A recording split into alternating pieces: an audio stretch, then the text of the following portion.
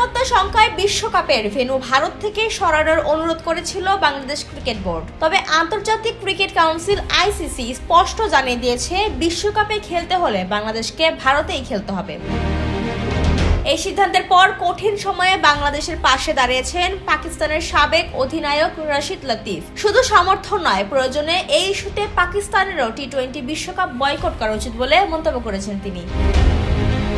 রশিদ লতিফ বলেন, পাকিস্তান ভারত ম্যাচ ছাড়া অর্ধেক বিশ্বকাপই অর্থহীন। দৃঢ় বন্ধনের আস্থায় শক্তিশালী স্টিলের আরেকটি নাম জেডএসআরএম।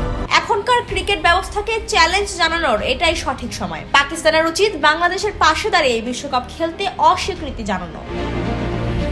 বাংলাদেশের ভেন্যু সংক্রান্ত বিষয়ে বুধবার বৈঠকের পর আইসিসি এক বিবৃতিতে জানায়, স্বাধীন নিরাপত্তা পর্যালোচনায় ভারতের ভেন্যুগুলোতে বাংলাদেশি খেলোয়াড়, কর্মকর্তা, সংবাদকর্মী ও সমর্থকদের জন্য কোনো ঝুঁকি দেখছে না তারা।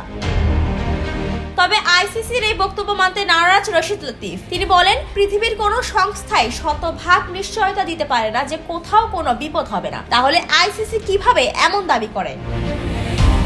সব মিলিয়ে বিশ্বকাপের ভেন্যু ও নিরাপত্তা ইস্যু এখন আন্তর্জাতিক ক্রিকেটে নতুন করে বিতর্কের জন্ম দিচ্ছে। ডেস্ক রিপোর্ট, জয় জয় দিন।